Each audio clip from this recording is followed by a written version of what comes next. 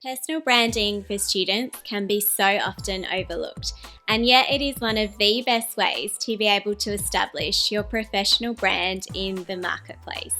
It can show your future employers, or if you are an aspiring business owner, your future customers, what your unique expertise, skills, and even your personality is in the marketplace. It can help you establish your unique value proposition. If you are thinking about personal branding as a student, then grab a cup of tea and let's get into it. For as long as I can remember, I have been obsessed with learning, from primary school through to 3 tertiary qualifications in marketing and in business.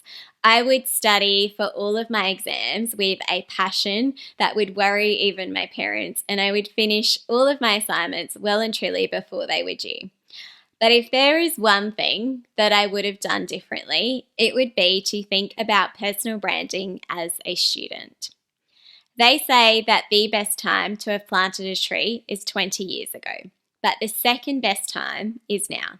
If you have the benefit of still being a student or you're a recent student, then work on building your personal brand now. Set your career up for success. So many even established professionals often shy away from personal branding because they're worried about putting themselves out there as an expert when they don't feel like one. But even as a student, you can work on building your personal brand. Let's have a think about what personal branding actually means. It's most generally understood to be what people think about you, how you make them feel, what they say about you, especially when you're not in the room, and how they remember you. So if you think about what personal branding means then in that sense, then you already have a personal brand. So personal branding is simply choosing to be intentional about what that personal brand represents, about the impressions that you're leaving on other people and how you want to be remembered. So today I'm going to be sharing what my top tips are for personal branding as a student. My first tip is to start with your personal brand vision. If you have listened to or watched any of my previous episodes, you would know that one of my favorite quotes is from Stephen Covey and his 7 Habits of Highly Effective People, where he says to begin with the end in mind. So don't just think about where you see yourself being when you graduate, but think about your long-term vision for the future. Where do you see yourself and how can you reverse engineer that vision into everything that you do? My next tip is to define your personal brand values. Now, you are already the CEO or the creative director of the business of your personal brand.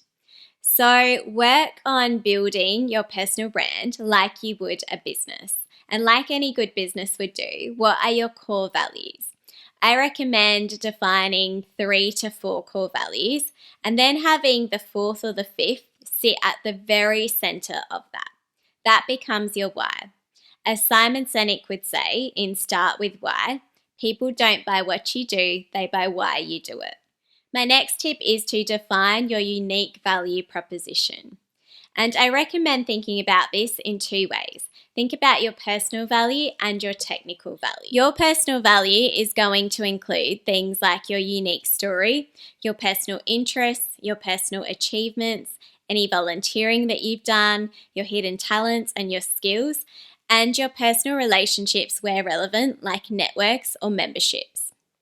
Your technical value is going to include things like your qualifications or any training and development that you've had, your professional skills and talents, your professional achievements, any social proof that you might already have, such as referrals, testimonials, or awards.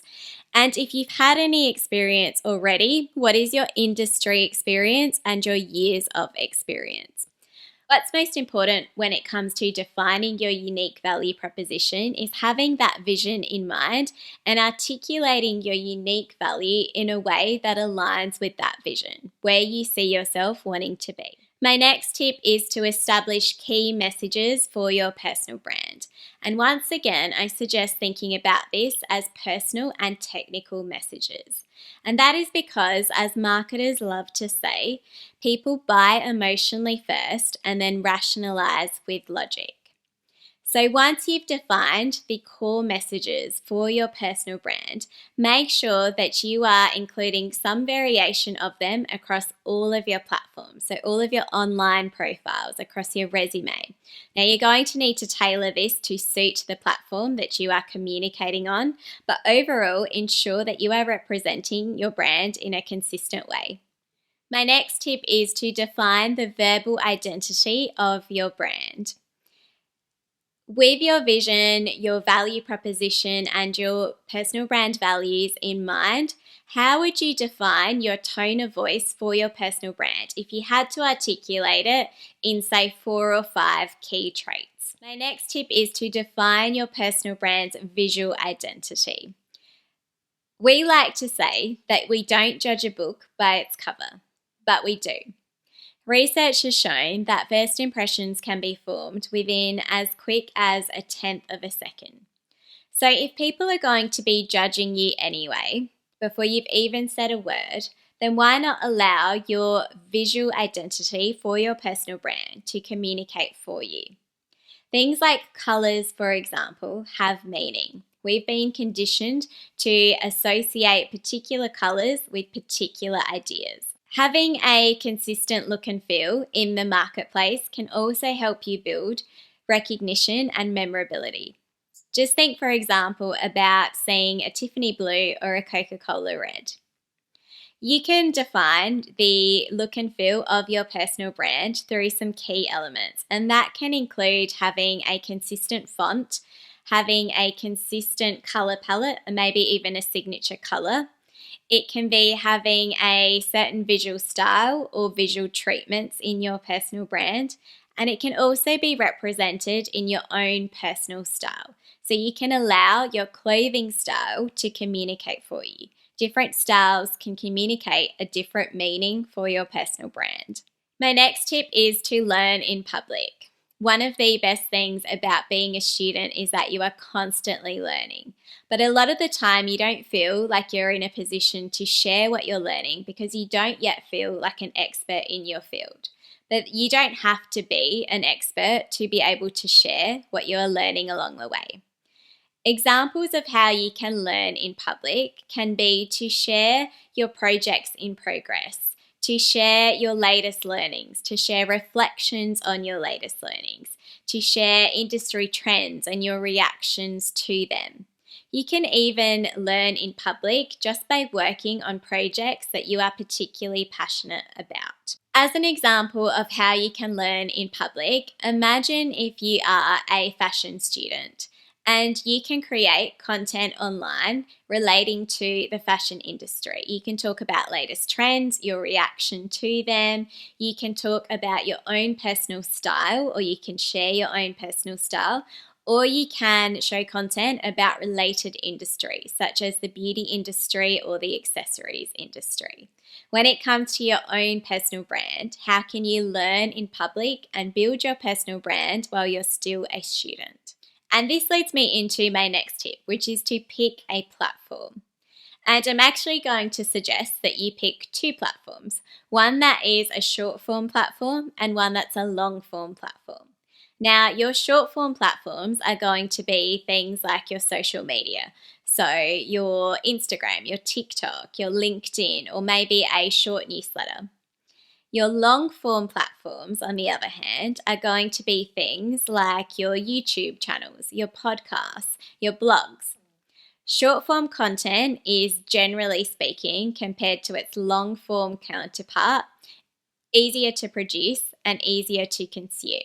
Long form content, on the other hand, is generally something that takes longer to produce and longer to consume. But the beauty of long form content, which can often get forgotten, is that it allows your audience to spend more time with you. It builds trust. It deepens your relationship. It allows you a further opportunity to showcase your skills. My next tip is to remember to learn for the fun of it. When you are a student and you are always learning, it is easy to just get caught up in everything that you are assigned to do, your recommended readings and your assigned readings. But when you're a student, a lot of the knowledge that you are gaining from some of your studies can often be really quite broad. So use your opportunity in your leisure time or any spare time that you might have to make sure that you are niching down on your interests. And this doesn't need to be boring. There are so many platforms out there run by really creative people that can make learning outside of the classroom fun. Things like blogs, YouTube, and podcast channels. So how can you learn outside of the classroom? How can you build your expertise in a way that is going to add to your personal brand value in the marketplace? Take, for example, if you are a marketing student. Now, you are hopefully going to learn some really good things in the classroom, but you can expand your value in the marketplace by using your leisure time to also learn skills like photography, videography, editing, or social media. Whatever it is that you are studying, how can you add to your skill set in your own time?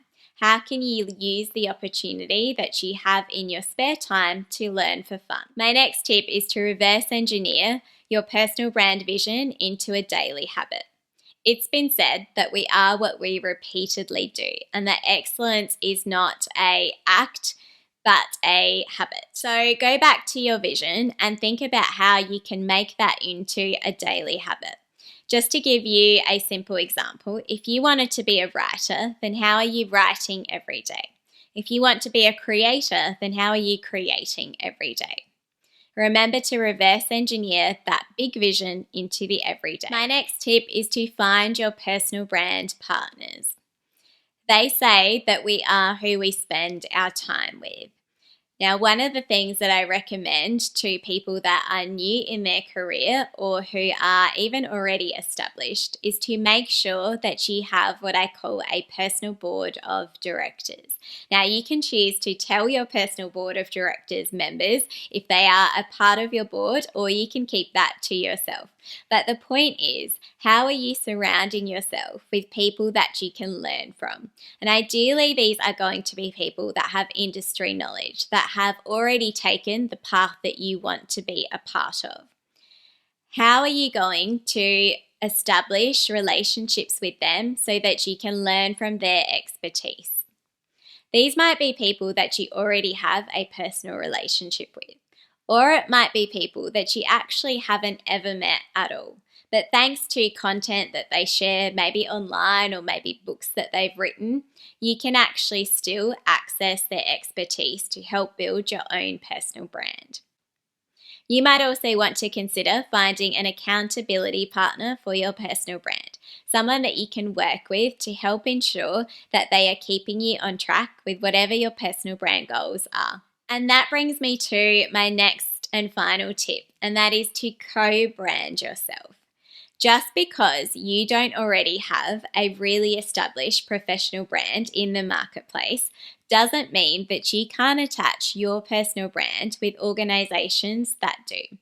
So go back through your education history, maybe your community involvement, your interests, or anything else that you have done, and find the organizations that you most want to align your personal brand with. What do you most want to highlight? And if you can't see anything in there that really stands out, or if you have other things in mind, then make sure that you are actively doing things to align your personal brand with those organizations. So sign up for their programs, sign up for their volunteerings, register for their memberships. Whatever it is, find a way to attach your personal brand with established corporate brands that help to increase your unique value in the marketplace, because they already have a unique value proposition in the marketplace. Considering personal branding for students is one of the best investments that you can make into your professional career.